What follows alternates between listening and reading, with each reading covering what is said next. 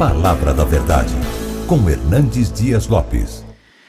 Eu quero partilhar com você agora o texto bíblico que está em 2 Reis. Segundo livro dos Reis, capítulo 20.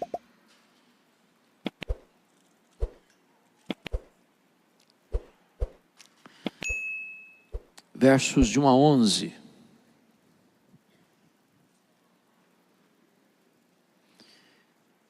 Esse texto diz assim, 2 Reis 20. Naqueles dias Ezequias adoeceu de uma enfermidade mortal. Veio ter com ele o profeta Isaías, filho de Amós, e lhe disse: assim diz o Senhor, põe em ordem a tua casa, porque morrerás e não viverás. Então virou Ezequias o rosto para a parede e orou ao Senhor, dizendo: lembra-te, Senhor, peço-te, de que andei diante de ti com fidelidade, com inteireza de coração, e fiz o que era reto aos teus olhos, e chorou muitíssimo. Antes que Isaías tivesse saído da parte central da cidade, veio a ele a palavra do Senhor, dizendo: volta e diz a Ezequias, príncipe do meu povo: assim diz o Senhor, o Deus de Davi teu pai, ouvi tua oração e vi as tuas lágrimas, e eis que eu te curarei. Ao terceiro dia subirás à casa do Senhor. Acrescentarei aos teus dias 15 anos, e das mãos do rei da Síria te livrarei, a ti e a esta cidade. E defenderei esta cidade por amor de mim e por amor de Davi meu servo. Disse-lhe mais Isaías: tomai uma pasta de figos. Tomaram-na e a puseram sobre a úlcera, e ele recuperou a saúde. Ezequias disse a Isaías: qual será o sinal de que o Senhor me curará e de que ao terceiro dia subirei à casa do Senhor? Respondeu Isaías: ser-te-á isso da parte do Senhor como sinal de que ele cumprirá a palavra que disse: adiantar-se-á a sombra 10 graus, ou os retrocederá. Então disse Ezequias: é fácil que a sombra adiante 10 graus, tal porém não aconteça, antes retroceda 10 graus.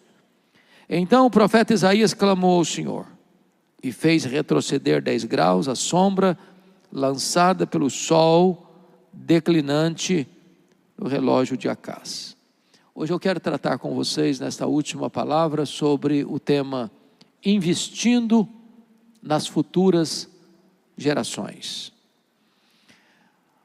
O rei Ezequias começou a reinar com 25 anos. Ele reinou 29 anos. Morreu com 54 anos. O rei Ezequias foi filho de um dos mais perversos homens da história de Judá. Seu pai chamava-se Acás, homem idólatra, feiticeiro e assassino.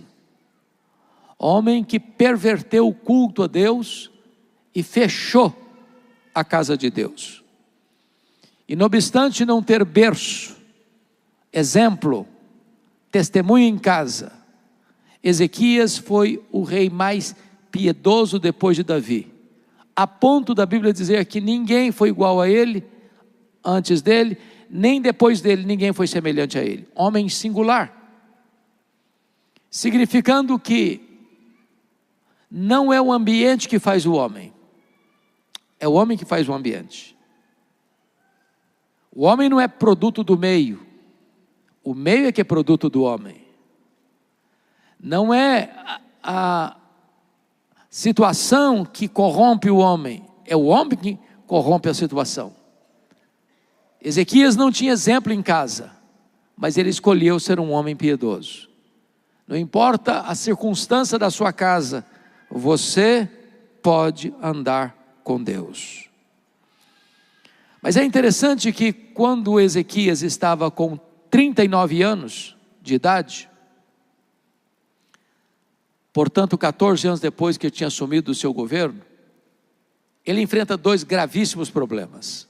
Primeiro, foi no governo dele que o poderoso império assírio tomou Samaria e levou cativo o povo das 10 tribos do norte, no ano 722 a.C. E agora esse mesmo poderoso império assírio cujo mandatário do poder é Senaqueribe. Já tinha tomado cidades e fortalezas de Judá. Agora reúne o seu exército imbatível, cerca a cidade de Jerusalém e manda um recado abusado para Ezequias por meio de Rabsaque: renda-se, porque Deus nenhum poderá livrar você das minhas mãos. E disse para o povo que estava ao redor dos muros de Jerusalém: não deixem Ezequias enganar vocês, dizendo que Deus vai livrar vocês. Deus nenhum nunca livrou a sua cidade, o seu território da invasão assíria. Jerusalém vai cair, e se vocês não se renderem, vocês sofrerão uma fome tal, que vocês comerão excrementos e beberão urina. A situação é irremediável, é irreversível. Se não bastasse esse cerco militar, Ezequias, aos 39 anos de idade, enfrenta um segundo problema insolúvel. Ele está com a doença mortal, está com uma úlcera, que médico nenhum conseguiu resolver. E é nessa conjuntura que Deus mandou o profeta Isaías ao palácio, para dizer para o rei Ezequias: põe em ordem a tua casa, porque morrerás, e não viverás. Aquele homem era rico, aquele homem era poderoso, mas só lhe sobrou uma parede.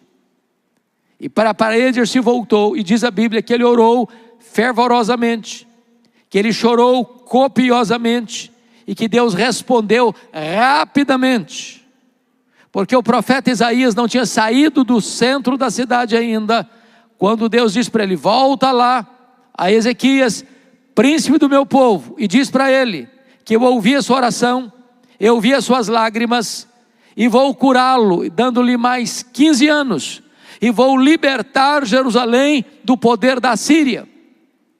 E então Deus escala o anjo do Senhor, que mata ao redor de Jerusalém 185 mil soldados assírios. Deus move e faz um barulho nas circunstâncias, para que Senaqueribe retornasse à sua terra e fosse assassinado no templo do seu Deus pelos seus próprios filhos. Deus cura Ezequias, Deus liberta Ezequias do poder de uma invasão militar. Quando Isaías dá o recado para ele, ele pergunta: qual é a evidência de que Deus vai me curar e eu vou subir ao templo no terceiro dia?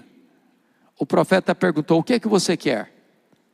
Que a sombra do relógio de Acais avance 10 graus ou retroceda 10 graus? Ele pensou: já que Deus vai fazer um milagre, eu quero o milagre maior. Eu nunca vi, já vi muito relógio adiantar, mas você não vê relógio, o ponteiro do relógio retroceder. Então eu disse: já que é para fazer o milagre, eu quero que retroceda 10 graus. E Isaías ora, e Deus interfere na estrutura do universo, para atender a oração de Isaías, para curar o rei Ezequias. Um grande milagre, um extraordinário milagre. O que aconteceu como resultado desse grande milagre? A notícia se espalhou pelo mundo. E então, um novo império que estava surgindo, o Império Babilônico, envia uma comitiva diplomática a Jerusalém, para se solidarizar, para se alegrar com o rei Ezequias, por tamanho milagre, a cura milagrosa e a libertação de uma invasão militar iminente. Quando Ezequias recebeu aquela comitiva, diz a Bíblia, que ele abriu os seus tesouros, abriu os seus palácios e mostrou quão grande ele era, quão rico ele era, quão poderoso ele era, quão famoso ele era, quão digno de glória ele era. E aquilo não foi agradável aos olhos de Deus. Confira comigo aí, por favor, depois nós vamos voltar para esse texto. 2 Crônicas, capítulo 32, o que aconteceu? Versículos 24 e 25. 2 Crônicas 32, 24 e 25. Naqueles dias adoeceu Ezequias mortalmente, Então orou o Senhor, que lhe falou e lhe deu um sinal. Mas não correspondeu Ezequias aos benefícios que lhe foram feitos, pois o seu coração se exaltou, pelo que houve ira contra ele e contra Judá e Jerusalém. Preste atenção nisso. Um milagre de Deus é um grande privilégio, mas é também uma grande responsabilidade. Quando ele recebe aquela comitiva internacional, em vez de ele reconhecer que a vitória sobre a Síria viera de Deus, e que a cura recebida viera de Deus, ele se exalta. E ao se exaltar, ele revela quão poderoso ele era, quão grande ele era, abriu seus tesouros, mostrou sua riqueza, mostrou seu ouro, a sua prata, o seu poderio militar. E diz a Escritura que isso foi mal aos olhos de Deus. Vamos dar uma olhadinha, por favor, voltando lá para Reis, capítulo de número 20. Veja aí comigo, por gentileza, verso 20 e 12. Nesse tempo, Merodach Baladã, filho de Baladã, rei da Babilônia, enviou cartas e um presente a Ezequias, porque soube que estivera doente. Ezequias se agradou dos mensageiros e lhes mostrou toda a casa do seu tesouro, a prata, o ouro, as especiarias, os óleos finos, o seu arsenal e tudo quanto achava nos seus tesouros. Nenhuma coisa houve, nem em sua casa, nem em todo o seu domínio, que Ezequias não lhe mostrasse. Notinha de rodapé: você não tem que mostrar tudo na sua casa para as pessoas, não.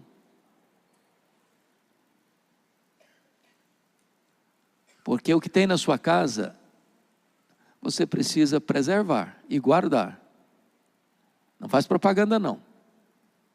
Sobretudo, se você está fazendo propaganda para se envaidecer, para se vangloriar, para dizer que você é mais inteligente, mais esperto, que você está numa condição financeira melhor do que os outros, porque você é mais inteligente que os outros. Cuidado com isso. O que aconteceu? Versículo 14. Então Isaías o profeta veio ao rei Ezequias e lhe disse: que foi que aqueles homens disseram, e de onde vieram a ti? E respondeu Ezequias: uma terra longínqua, vieram da Babilônia. Perguntou ele: que viram em tua casa? Respondeu ele: viram tudo quanto há na minha casa, coisa nenhuma há nos meus tesouros que eu não lhes mostrasse. Ele mostrou a grandeza dele, o poder dele, a riqueza dele, a glória dele. Agora veja o que o profeta vai dizer para ele. Versículo 16. Então disse Isaías a Ezequias: ouve a palavra do Senhor. Eis que virão dias em que tudo quanto houver em tua casa, com o que entesouraram os teus pais até o dia de hoje, será levado para a Babilônia, não ficará coisa alguma, disse o Senhor. Ou seja, essa Babilônia vai se tornar um poderoso império. Essa Babilônia voltará. Essa Babilônia cercará Jerusalém. Essa Babilônia tomará Jerusalém. Essa Babilônia vai saquear todas as riquezas, toda a prata, todo o ouro, tudo aquilo que você juntou até hoje, vai levar tudo embora. Mas mais, olha o versículo 18: dos teus próprios filhos que tu gerares tomarão, ou seja, os filhos serão escravos. Tem mais: para que sejam eunucos no palácio do rei da Babilônia, ou seja, seus filhos serão castrados, serão eunucos, feitos eunucos, não terá mais descendência. Agora veja a resposta do rei ao profeta, diante dessa tragédia. Então disse Ezequias a Isaías: boa é a palavra do Senhor que disseste. Então você não está entendendo, você está maluco. Eu estou falando que a Babilônia virá, que a Babilônia vai saquear, que a Babilônia vai escravizar, que a Babilônia vai fazer dos filhos eunucos, castrá-los. E você diz que boa essa palavra? Você está louco? Você perdeu o juízo? Que negócio é esse? E ele justifica. Olha o versículo 19, parte B. Pois pensava: haverá paz e segurança em meus dias. Traduzindo, sabe o que ele está dizendo? Ele não falou agora não, ele está pensando. Boa essa palavra. Porque quando isso acontecer, eu já terei batido as botas. Quando isso acontecer, eu já não vou estar mais aqui para contar essa história. Quando isso acontecer, eu já morri há muito tempo. E agora preste atenção na conclusão dele. Depois que eu morrer, é isso que ele está dizendo, depois que eu morrer, desculpem da expressão, que se danem as futuras gerações, eu não estou nem aí, eu só me importo comigo. É muito triste você escutar isso de um homem piedoso, um cara que está olhando para o umbigo dele, para o conforto dele, mas não se preocupa com seus filhos, com seus netos, com as futuras gerações. Meus irmãos, tem muita coisa que hoje ou nós enfrentamos, ou os nossos filhos e os nossos netos pagarão a conta.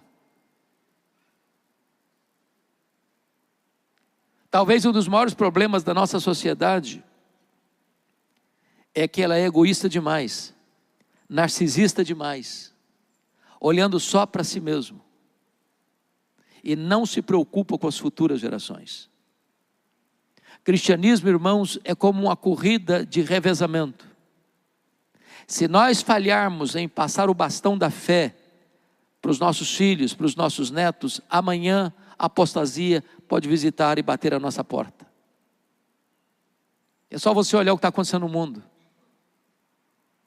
E você verá que regiões onde existiram igrejas vivas, hoje só existem monumentos, porque o movimento virou monumento.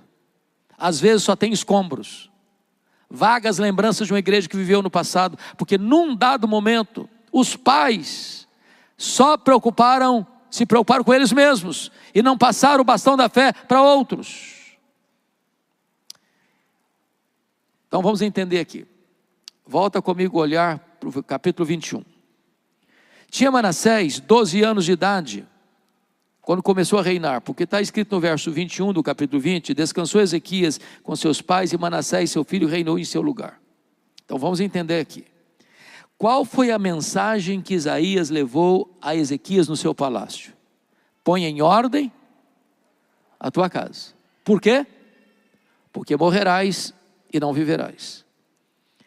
Aí Deus diz para o seguinte, eu vou lhe dar mais 15 anos de vida. Agora vamos ler o versículo 1, de 21. Tinha Manassés 12 anos de idade quando começou a reinar. Então, qual a conclusão que você chegou? Que o Manassés nasceu 3 anos depois do milagre da cura. Você tinha mais 15 anos. Manassés começou a governar com 12. Significa que no 3º ano da cura nasceu um menino, que era o filho dele, o sucessor dele, o herdeiro do trono.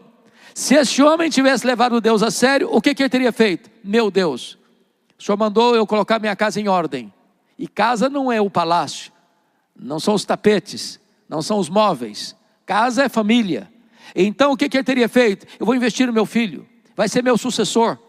Ele já tinha histórico de homens maus no passado, como o pai dele tinha sido um homem mau, o Acás. Eu quero que o meu filho conheça o Senhor. Eu quero que o meu filho ande nas minhas pegadas. Eu quero que o meu filho conheça a verdade. Eu quero que o meu filho ande na verdade. Eu quero que o meu filho seja um homem digno de assumir o trono e continuar o revivamento e a reforma espiritual. Mas o silêncio do texto é perturbador. Ele não fez isso. Se você olhar comigo, vamos perceber versículo 2. Quando Manassés assumiu o governo, ele fez o que era mal perante o Senhor, segundo as abominações dos gentios que o Senhor expulsara de suas possessões de diante dos filhos de Israel. Versículo 3. Pois tornou a edificar os altos, que Ezequias seu pai havia destruído, levantou altares a Baal, fez um poste ídolo, como o que fizera Acabe, rei de Israel, e se prostrou diante de todo o exército dos céus e o serviu. Versículo 4. Edificou altares na casa do Senhor, da qual o Senhor tinha dito, em Jerusalém porei o meu nome. Versículo 5. Também edificou altares a todo o exército dos céus, nos átrios da casa do Senhor. Versículo 6. Queimou seu próprio filho como sacrifício, adivinhava pelas nuvens, era agoureiro, tratava com médiuns e feiticeiros, prosseguiu em fazer o que era mal perante o Senhor, para o provocar a ira. Versículo 9: Manassés de tal modo os fez errar, que fizeram pior do que as nações que o Senhor tinha dito ou destruído diante dos filhos de Israel. Versículo 16: Além disso, Manassés derramou muitíssimo sangue inocente, até encher Jerusalém de um a outro extremo, afora seu pecado com que fez pecar a Judá, praticando o que era mal perante o Senhor. Foi o maior monstro da história de Judá, foi o pior rei da história de Judá. Por quê? Porque o pai dele não investiu na vida do menino. Trágico, triste. Manassés foi o cara que mais governou em Jerusalém, 55 anos, e foi o pior rei de Jerusalém, foi o pior rei de Judá, por uma razão única: seu pai não levou a sério uma ordem de Deus: põe em ordem a tua casa. Não investiu na vida espiritual do seu filho. E aí, meus amados irmãos, nós precisamos ir para um outro texto para entender uma coisa. Vá comigo agora, por favor, para Jeremias 15. Jeremias 15. Por favor, observe aí. Versos de 1 a 4. São dos textos mais duros da Bíblia. Disse, porém, o Senhor: ainda que Moisés e Samuel se pusessem diante de mim, os dois grandes intercessores, meu coração não se inclinaria para este povo. Lança-o diante de mim e saiam.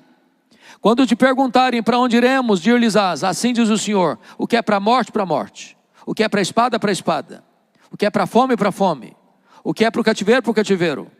Porque os punirei com 4 sortes de castigo, diz o Senhor: com espada para matar, com cães para os arrastarem, e com as aves dos céus e as feras do campo para os devorarem e destruírem.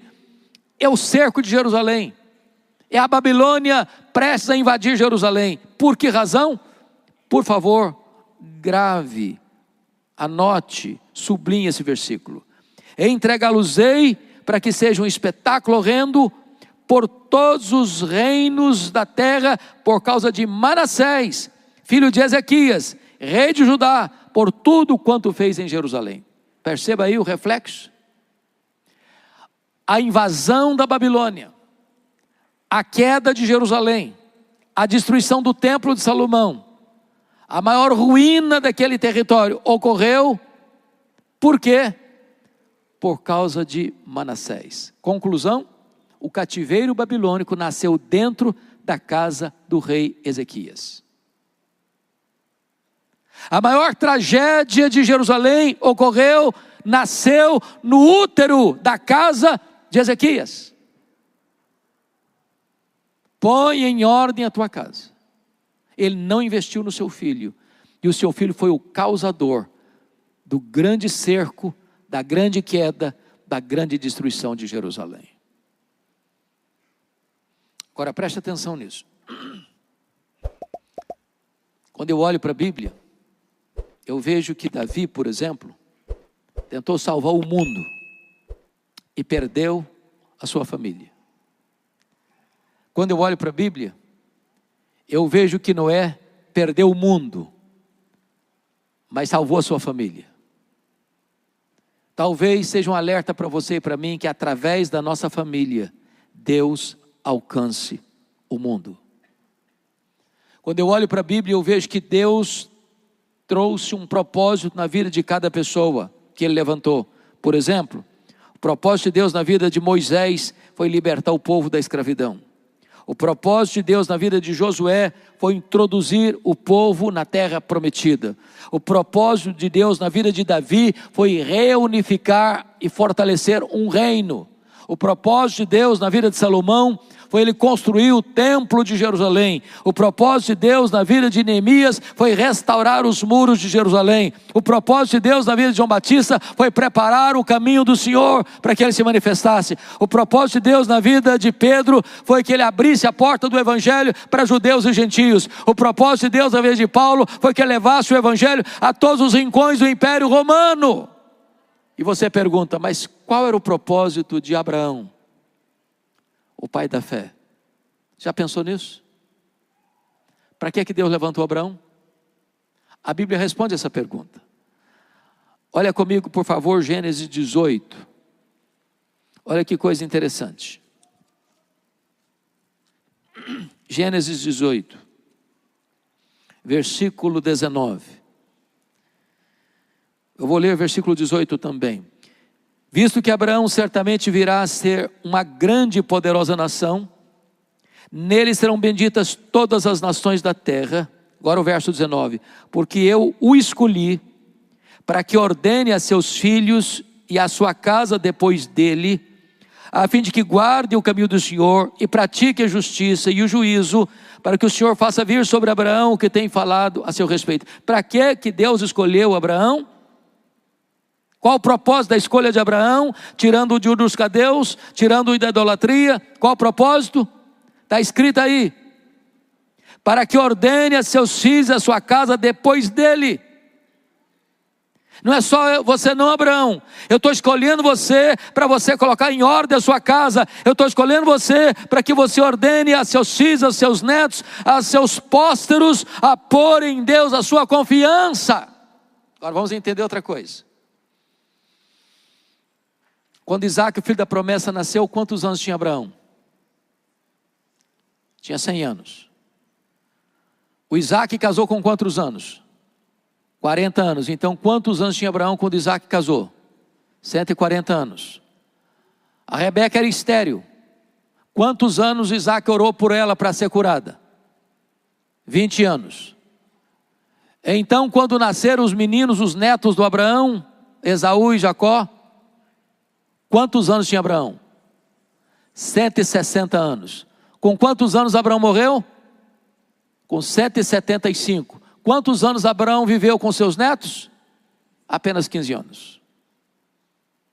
Como é que eu vou entender esse versículo? Que Deus escolheu Abraão para que ele ordenasse aos seus pósteros, aos seus filhos, aos seus netos, às suas futuras gerações, a pôr em Deus a sua confiança. Se ele só teve 15 anos já no final da vida para conviver com os netos. A Bíblia responde essa pergunta lá em Hebreus capítulo 11. Vá comigo para lá, versículo 13.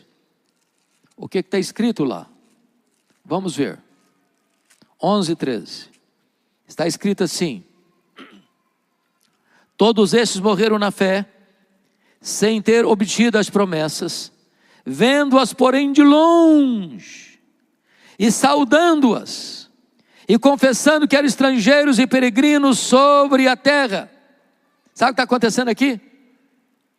É como se Abraão estivesse na ponta dos pés, olhando nas dobras do futuro, e vendo você, e vendo você, e vendo você, e vendo você, e vendo você, e vendo você, diz: Deus, eu quero que a minha descendência ponha no Senhor a sua confiança, eu quero que a minha descendência te conheça. Eu quero em nome de Jesus conclamar a todos os pais e mães, avós e avós que estão aqui nesse auditório, a colocar os seus filhos, a colocar os seus netos, a colocar os seus bisnetos, a colocar os seus tetranetos, a colocar a sua futura geração, para que estas gerações conheçam a Deus. Não podemos nos conformar com a atitude de Ezequias: só pensa em mim, depois que eu morrer que se dane as futuras gerações. Não, em nome de Jesus, nós queremos levantar um exército de pais e mães que orem pelos seus filhos, que chorem pelos seus filhos, que lutem pelos seus filhos, para que a igreja de amanhã seja mais viva, mais cheia do Espírito Santo que a igreja de hoje, que os nossos filhos, que os nossos netos sejam mais crentes do que nós, em nome de Jesus. Nós temos grandes pessoas da Bíblia que não foram cuidadosos na formação espiritual de seus filhos. Um exemplo clássico da Bíblia é Davi. Davi foi um dos homens mais piedosos da Bíblia, que a Bíblia chama de dizer de o homem segundo o coração de Deus, o modelo para os reis de Judá. Mas ele foi inconsequente com a sua família. Ele não cuidou de seus filhos. Por isso ele viu estupro na sua casa, ele viu assassinato na sua casa, ele viu conspiração na sua casa, ele viu morte na sua casa, ele viu derramamento de sangue na sua casa, porque ele, cuidando de tanta gente, cuidando de um reino todo, não cuidou da sua própria família. Você pode ter os maiores sucessos do mundo, se você perder a sua família, todos os seus troféus são troféus de palha. Então eu queria, já caminhando para o fim, ver um exemplo na Bíblia. Eu queria que você abrisse comigo, por favor, primeiro livro de Samuel, capítulo 12. Abra aí comigo.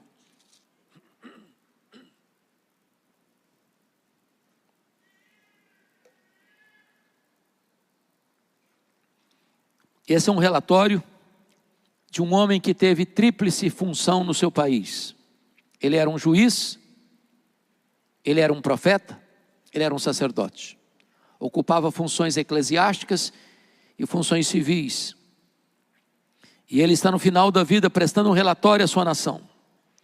Então vamos ver comigo, começando com o verso 1. Então disse Samuel a todo Israel: eis que ouvi a vossa voz em tudo que me dissestes, e constituí sobre vós um rei.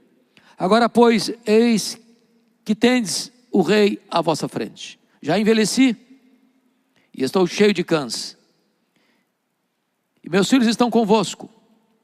O meu procedimento esteve diante de vós, desde a minha mocidade até o dia de hoje. Eis-me aqui, testemunhai contra mim perante o Senhor, e perante o seu ungido. De quem tomei o boi? De quem tomei o jumento? A quem defraudei? A quem oprimi? Das mãos de quem aceitei suborno, para encobrir com ele os meus olhos, e vou-lo restituirei.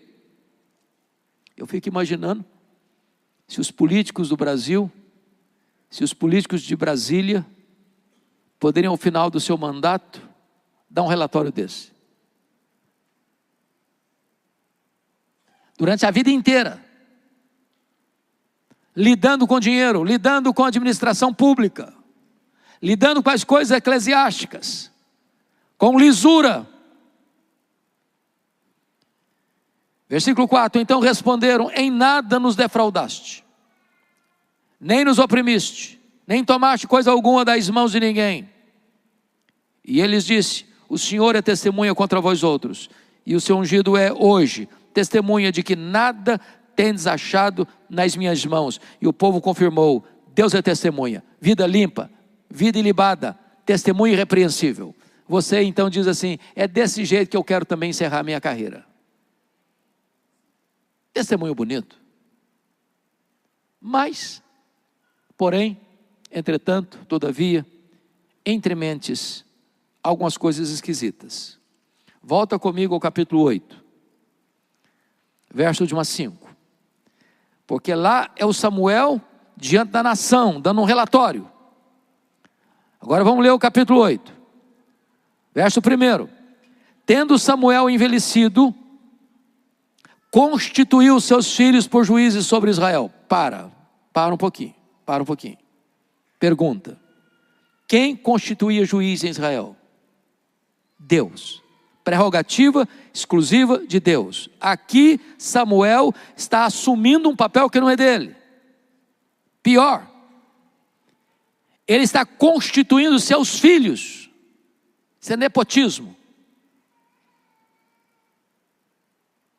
Constituindo seus filhos que não têm um bom exemplo. Versículo 2. Aliás, versículo 3. Porém seus filhos não andaram pelos caminhos dele, antes se inclinaram à avareza e aceitaram subornos e perverteram o direito. Ou seja, os filhos de Samuel tinham outro estofo moral diferente do pai. O ponto positivo de Samuel é: você não subornou, você não roubou, você não se corrompeu, você não recebeu propina, você não recebeu um boi, um jumento sequer, com pagamento de favores. Não, foi íntegro. Mas os filhos dele foram o contrário do pai, aceitaram o suborno. Versículo 4. Então os anciãos todos de Israel, preste atenção, não foram alguns anciãos não, todos os anciãos de Israel se congregaram e vieram a Ramá, vieram a Samuel a Ramá e lhe disseram: veja, estás velho, e teus filhos não andam pelos teus caminhos. Constitui-nos, pois, agora um rei sobre nós, para que nos governe, como tem em todas as nações. Em outras palavras, estão dizendo o seguinte: Samuel, se você vivesse mais tempo, nós estávamos fechados com você. Agora você está pertinho de bater as botas. E nos seus filhos nós não confiamos. Nós não queremos ficar debaixo da autoridade dos seus filhos. Então faz um favor, antes de você morrer, constitui-nos um rei, porque nós não queremos ficar debaixo da liderança dos seus filhos. Notinha de rodapé: Israel rejeitou o governo de Deus e abraçou a monarquia, que não era o projeto de Deus. E a monarquia nasceu dentro da casa de Samuel.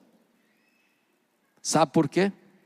Samuel levou Deus a sério, mas não passou o bastão da mesma fé para os seus filhos.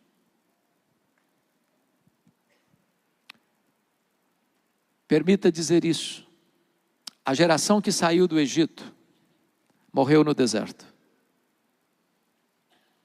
A geração que nasceu no deserto entrou na terra prometida.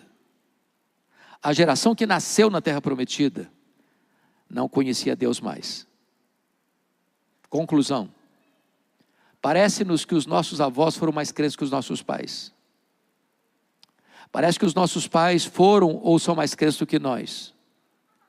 Parece-nos que nós estamos sendo mais crentes do que os nossos filhos. Se Deus não tiver misericórdia, a apostasia pode chegar na outra geração. Este ano nós vamos comemorar mais de 500 anos de reforma protestante. 508 anos. A Europa não tem o que comemorar. O berço do protestantismo hoje é um continente pós-cristão.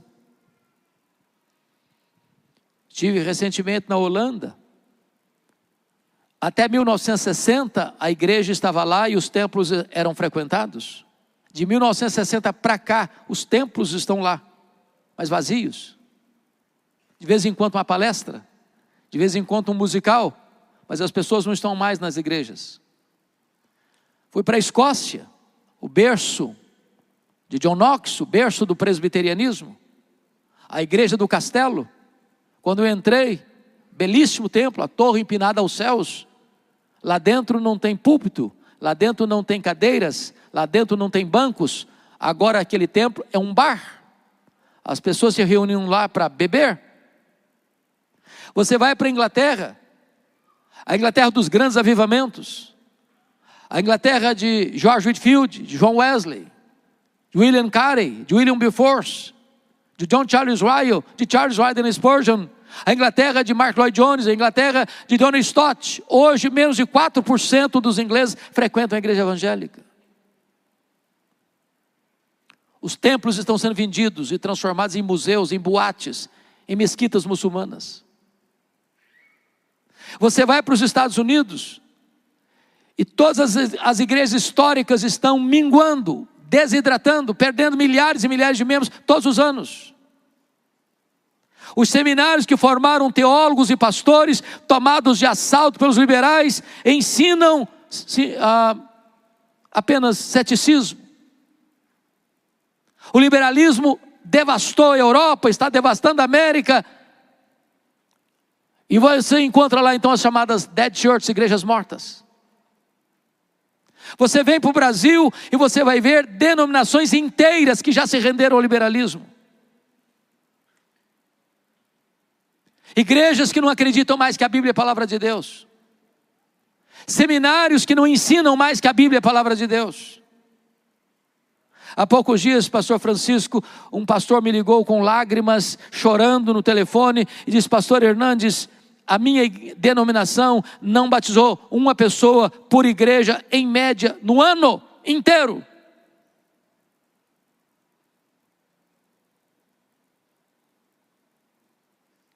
Amados, eu quero aqui em nome de Jesus fazer um apelo e um desafio de nós colocarmos em ordem a nossa casa. Nós vivemos numa geração que está correndo atrás de tantas coisas. Quer conforto, quer dinheiro, quer riqueza, quer prosperidade, tudo isso é bom se vem de Deus, fruto do trabalho honesto. Mas mesmo que seja fruto do trabalho honesto, pelo amor de Deus, não desista de seus filhos. Não abra mão de ver os seus filhos convertidos. Não abra mão de investir nos seus netos. Porque nós poderíamos ter todas as riquezas do mundo, se nós perdermos os nossos filhos, os nossos netos, as futuras gerações, nós teremos fracassado rotundamente em nossa missão. Invista nas futuras gerações. E eu quero concluir com o Salmo 78, por favor, vá comigo para lá e eu encerro aqui.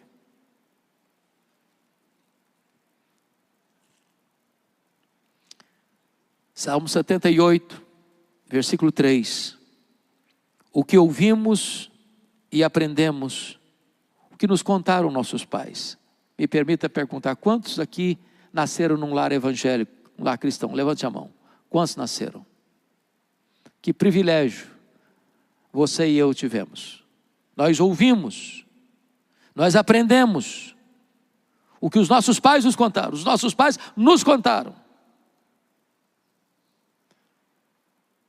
Mas aqui tem uma promessa. Versículo 4. Nós não encobriremos a seus filhos. Contaremos à vindoura geração os louvores do Senhor e o seu poder e as maravilhas que fez. As crianças hoje têm outros heróis. Heróis de Araque. Heróis fake news. Temos falhado às vezes em passar essa mensagem para os nossos filhos. Nós não encobriremos isso. Nós contaremos à vindoura geração os louvores do Senhor e o seu poder e as maravilhas que fez. Versículo 6.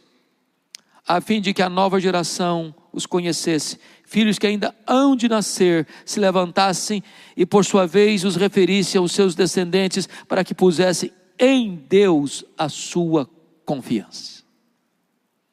Eu não sei se esse assunto mexe com você, mas a mim mexe demais. E eu gostaria de saber se eu tenho hoje pais e mães, avós e avós aqui hoje, nesse auditório, que querem dar as mãos, dizer: nós lutaremos pelos nossos filhos, nós lutaremos pelos nossos netos, nós não abriremos mão das futuras gerações, nós queremos uma igreja amanhã mais forte do que a igreja de hoje. Tem gente assim, desejosa de fazer isso? Louvado seja o Senhor. Vamos ficar em pé então e vamos orar.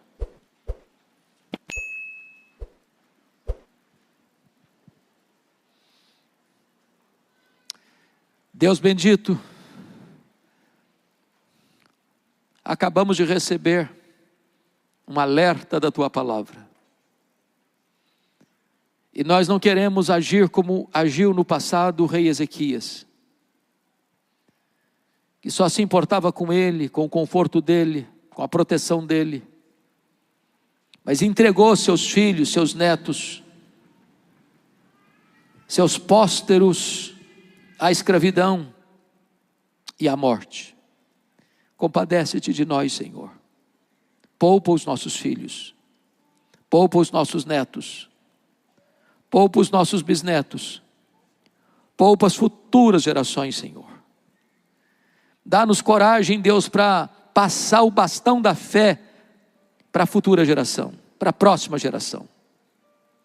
Dá-nos a bênção, Deus, de ver um grande reavivamento espiritual na nossa casa, na nossa família, na nossa igreja, na nossa denominação, na igreja evangélica brasileira e mundo afora. Dá-nos a bênção de ver, Deus, crianças e adolescentes cheios do Espírito Santo, que vão proclamar o Teu nome e vão pôr no Senhor a sua confiança.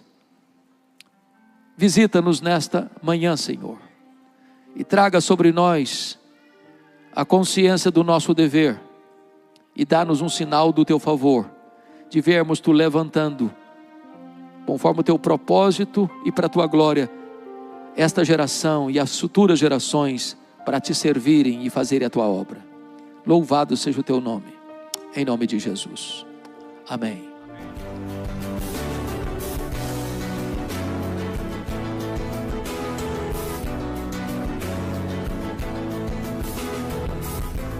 Palavra da Verdade, com Hernandes Dias Lopes.